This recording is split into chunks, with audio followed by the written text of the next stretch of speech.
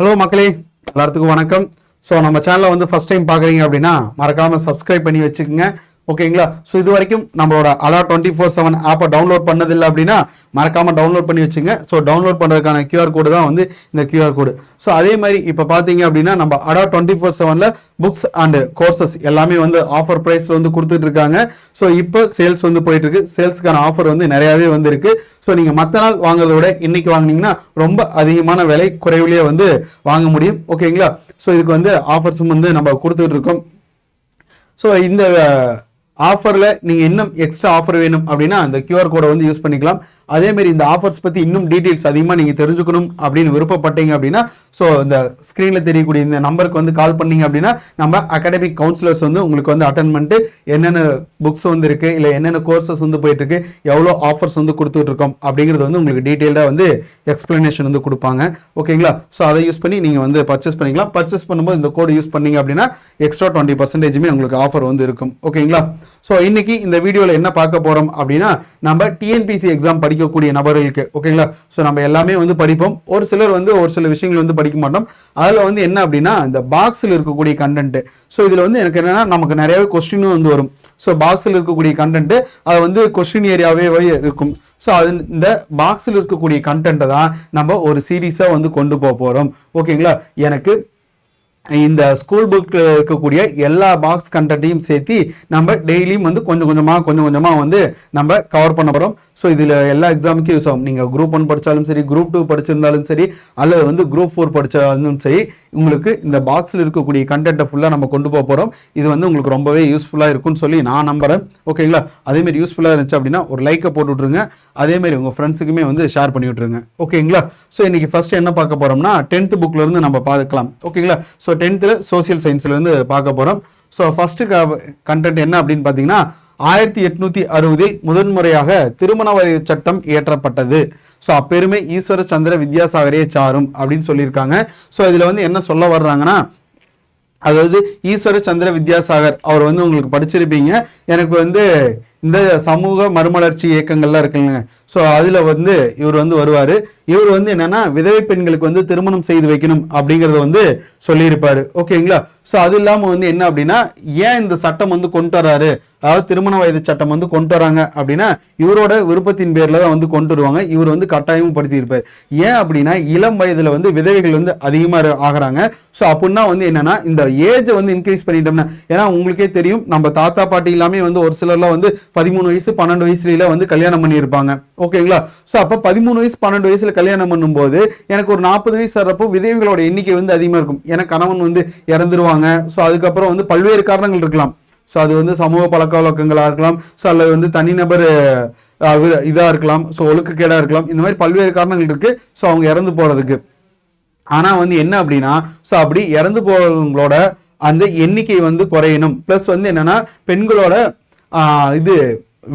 விதவை பெண்களோட எண்ணிக்கை வந்து குறையணும் அப்படிங்கிறதுக்காக இந்த திருமண வயதை வந்து உயர்த்தணும் அப்படிங்கிறதுக்கு வந்து சொல்லியிருப்பாங்க.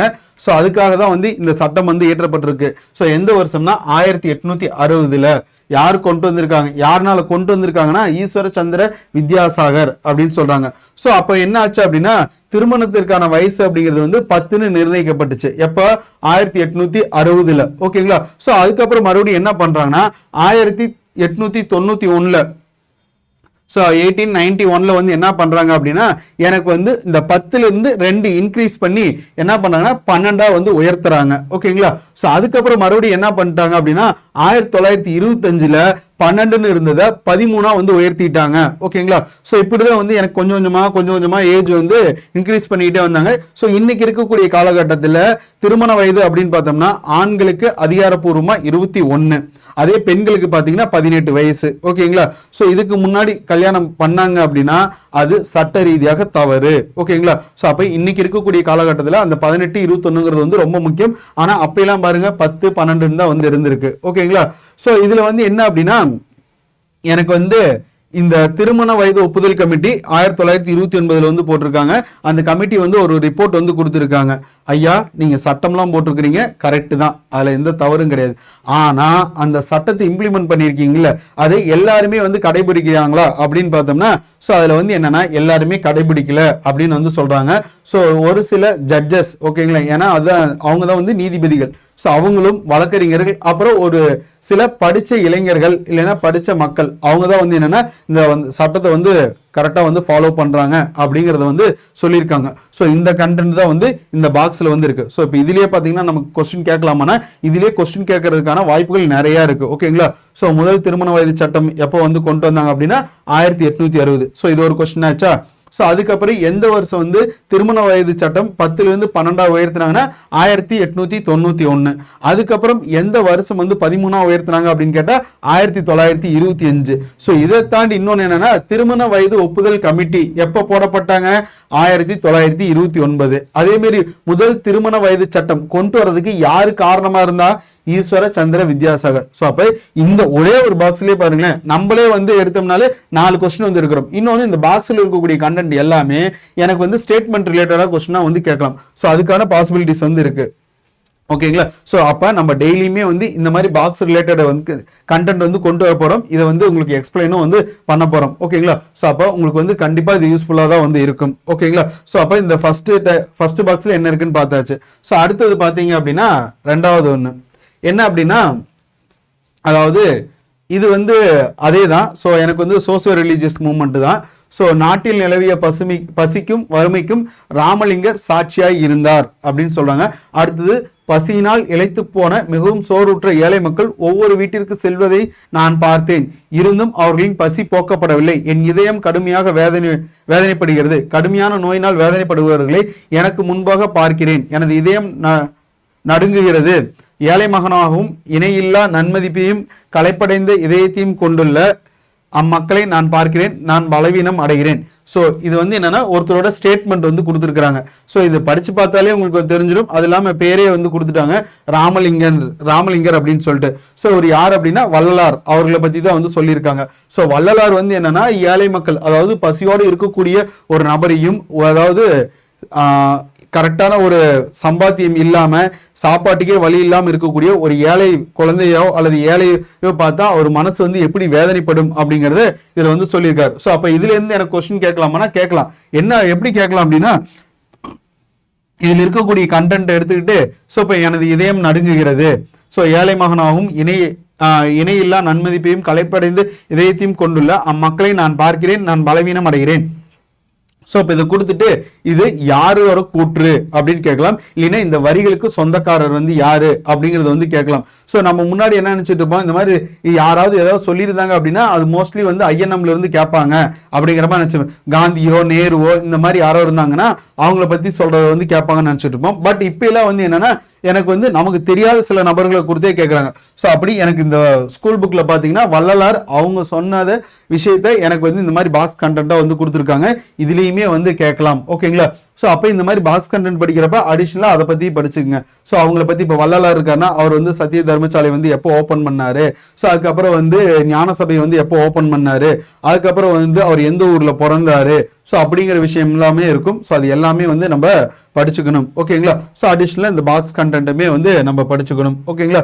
ஸோ அதுக்கு அடுத்தது வந்து தமிழ்நாடு விடுதலை போராட்டம். ஸோ அதை பற்றி தான் ஒருத்தர் பார்க்க போகிறோம். ஸோ அதில் வந்து ஒண்டி வீரன் அப்படிங்கிறவர். ஓகேங்களா. ஸோ ஒண்டி வீரன் பாட்டுக்கு போயிடக்கூடாது. ஒண்டி வீரன் இவர் வந்து ஒரு சுதந்திர போராட்ட வீரர். ஸோ ஒண்டி வீரன் அப்படிங்கிறவர் யார் அப்படின்னா புலித்தேவரோட படைப்பிரிவுகளில் வந்து ஒரு பிரிவுக்கு வந்து ஒரு தலைவராக வந்து இருந்திருக்கிறார். ஓகேங்களா. ஸோ நிறைய படைப்பிரிவு இருக்கும், நம்ம குதிரைப்படை, யானைப்படை, காலாட்படை அப்படின்லாம் வந்து சொல்லுவோம். ஸோ அதில் வந்து ஒரு பிரிவுக்கு வந்து இவர் வந்து தலைவராக வந்து இருந்திருக்கிறாரு. ஸோ அது போக வந்து என்ன பண்ணியிருப்பார்னா புலித்தேவரோட இணைந்து போரிட்ட அவர் கம்பெனி படைகளுக்கு பெரும் சேதங்களை ஏற்படுத்தினார். அதாவது செவிவழி செய்தியின்படி ஒரு போரில் அவரது கை துண்டிக்கப்பட்டதாகவும் அதனால் புலித்தேவர் பெரிதும் வருந்தியதாகவும் தெரிகிறது. ஆனால் ஒண்டி வீரன் எதிரியின் கோட்டையில் தான் நுழைந்து பல தலைகளை கொய்தமைக்காக தமக்கு கிடைத்த பரிசு என்று கூறியுள்ளார். செய்துள்ளார். அதாவது ஒண்டி வீரன் அப்படிங்கிறவர் யாரு, அவரு என்ன சாதனை பண்ணாரு அப்படிங்கறத அந்த பாக்ஸ் கண்டென்ட்ல வந்து கொடுத்திருக்காங்க. ஒண்டி வீரன் அப்படின்னா எனக்கு வந்து பூலித்தேவர், அதாவது நெற்கட்டும் செவ்வல் அப்படிங்கக்கூடிய பகுதியை எனக்கு ஆட்சி செஞ்ச பூலித்தேவரோட படைப்பிரிவுல ஒண்ணுக்கு வந்து தலைமை தாங்கி இருக்காரு அப்படின்னு சொல்றாங்க. நம்ம சவுத் இந்தியன் ஹிஸ்டரியில படிக்கிறப்ப, அதாவது குறிப்பா வந்து இந்த விடுதலை போராட்டம் பத்தி படிக்கிறப்ப கண்டிப்பா யாரை பத்தி ஃபர்ஸ்ட் படிப்போம்னா பூலித்தேவரை பத்தி தான் வந்து முதல்ல எடுத்தோடனே படிப்போம். அதுக்கப்புறம் தான் மருது சகோதரர்கள், வீரபாண்டி கட்டபொம்மன் அவங்களாம் போவோம். ஃபர்ஸ்ட் படிக்கிறது வந்து பூலித்தேவரை பத்தி தான் படிப்போம். ஸோ அப்படி பூலித்தேவரோட படையில வந்து ஒண்டி வீரன் அப்படிங்கிறவர் வந்து இருந்திருக்காரு. அவர் பூலித்தேவரோட ஏதோ ஒரு பிரிவுக்கு வந்து தலைமையை தாங்கி இருக்கிறாரு. ஸோ அதே மாதிரி வந்து என்னன்னா, பூலித்தேவர் வந்து ஆங்கிலேயர்களுக்கு எதிராக போரிட்ட போது அவர் கூட நின்று இவரும் வந்து சண்டை போட்டிருக்காரு. ஸோ அப்ப இவருமே வந்து விடுதலைக்காக போராடி இருக்காரான்னு கேட்டா எஸ், போராடி இருக்கிறாரு. சோ அது இல்லாம என்ன சொல்லியிருக்காங்கன்னா, பூலித்தேவருக்கு படையில இருந்த இந்த ஒண்டி வீரனுக்கு ஒரு கை வந்து இல்ல அப்படின்னு இருக்காங்க. சோ அதை பார்த்து பூலித்தேவர் வந்து வருந்தி இருக்கிறார். என்னதான் நமக்கே வந்து நம்ம கூட இருந்து நமக்கு சப்போர்ட் பண்றவருக்கு ஒரு விஷயம் நடந்திருக்கு அப்படின்னா நமக்கே வருத்தம் இருக்கும். சோ அந்த மாதிரி வந்து பூலித்தேவருக்குமே வந்து இருந்திருக்குது. சோ அப்பதான் வந்து என்னன்னா, ஒண்டி வீரனோட இந்த இடத்துல வந்து எப்படி சொல்றது, ஒரு ஒண்டி வீரனோட பெருந்தன்மை அவர் வந்து எப்படி சொல்லியிருக்காரு பாருங்க. சோ என்னன்னா, அதாவது எதிரியோட கோட்டைக்குள்ள போய் நான் பல தலைகளை வந்து வெட்டி கொண்டுட்டு வந்துட்டேன். அதாவது வெட்டி முண்டந்தனியா தலைதனியா வெட்டி அந்த தலையெல்லாம் கொண்டு வந்துட்டேன். அந்த தலையை வெட்டி கொண்டு வந்ததுக்காக எனக்கு கிடைச்ச பரிசு அப்படின்னு சொல்லி அதை ஒரு வீரமாகவும் ஒரு பெருமையாகவும் வந்து சொல்லியிருக்கிறாரு. ஓகேங்களா? ஸோ இந்த மாதிரி தான் நம்ம பாக்ஸ் கண்டென்ட் எல்லாமே வந்து அப்கமிங் டேஸ்ல வந்து பார்க்க போறோம். ஸோ மறக்காம நம்ம வீடியோஸ் எல்லாமே வந்து பார்த்து வச்சுக்கோங்க. அதே மாதிரி நம்ம சேனலை வந்து சப்ஸ்கிரைப் பண்ணி வச்சுக்கோங்க. ஸோ நம்ம சேனலில் பார்த்தீங்க அப்படின்னா ADA 24/7 சேல்ஸ் வந்து ஓப்பன் பண்ணியிருக்காங்க. நம்ம கோர்ஸுமே நிறையா வந்து கொடுத்துட்ருக்கோம். அப்கமிங் டேஸில் வந்து குரூப் 4 எக்ஸாமுக்குமே வந்து நம்ம கோர்ஸ்லாம் வந்து ப்ரொவைட் பண்ணோம். அது இல்லாமல் பார்த்தீங்கன்னா புக்ஸுக்குமான சேல்ஸுமே வந்து போயிட்டுருக்கு. ஸோ புக்ஸ் பார்த்தீங்க அப்படின்னா பைலிங்குவலாகவே வந்து உங்களுக்கு இருக்கும். ஸோ இப்போ பார்த்தீங்கன்னா ரெண்டுமே எக்கனாமிக் புக் தான். ஒன்று வந்து தமிழில் இருக்குது, ஒன்று வந்து இங்கிலீஷில் வந்து இருக்குது. ஸோ இதில் கண்டென்ட் பார்த்தீங்கன்னா வந்து இங்கிலீஷ் புக்கில் இங்கிலீஷில் ஃபுல்லாகவே இருக்கும், தமிழ்லேயும் வந்து இருக்கும். ஸோ அப்போ பைலிங்குவலாகவே இருக்குது. நீங்கள் தமிழ் மீடியம் படித்தாலும் சரி அல்லது வந்து இங்கிலீஷ் மீடியம் படிச்சிருந்தாலும் சரி, ஸோ உங்களுக்கான புக்ஸ் வந்து நம்மகிட்ட அவைலபிளாக இருக்குது. இப்போ ஃபார் எக்ஸாம்பிளுக்கு குரூப் 4 எக்ஸாம் படிக்கிறீங்கன்னா உங்களுக்கு ஜென்ரல் இங்கே தமிழ் மட்டும் தமிழ் இருக்கும். ஸோ மீதி எல்லாமே வந்து பைலிங்குவலாகவே இருக்கும். உங்களுக்கு எது தேவையோ அது வாங்கிக்கலாம். ஸோ உங்களுக்கு வந்து நீங்கள் ஆர்டர் பண்ணதுலேருந்து மேக்ஸிமம் 10 டேஸ்க்குள்ளே உங்களுக்கு வந்து புக்ஸ் வந்து ரீச் ஆயிரும். ஸோ அப்படி புக்ஸ் பை பண்ணணும், அதை பற்றி ஏதாவது டவுட் இருக்குது அப்படின்னா இந்த ஸ்க்ரீனில் தெரியக்கூடிய இந்த நம்பருக்கு வந்து கால் பண்ணுங்கள். அதேமாரி ஆஃபர் ப்ரைஸில் வாங்கணும் அப்படின்னு விருப்பப்பட்டீங்கன்னா ஸோ அந்த QR இந்த ஆஃபர் கோடு YT102 அப்படிங்கக்கூடிய அந்த ஆஃபர் கோடை வந்து யூஸ் பண்ணிக்கிங்க. உங்களுக்கு வந்து 20% ஆஃபர் வந்து கிடைக்கும். ஓகேங்களா? ஸோ இந்த செஷன் வந்து உங்களுக்கு யூஸ்ஃபுல்லாக இருந்திருக்குன்னு நினைக்கிறேன். ஓகேங்களா? பிடிச்சிருந்துச்சு அப்படின்னா ஒரு லைக்கை போட்டுருங்க. அதேமாரி உங்கள் ஃப்ரெண்ட்ஸுக்குமே வந்து ஷேர் பண்ணி விட்டுருங்க. இன்னொரு வீடியோவில் சந்திப்போம். நன்றி.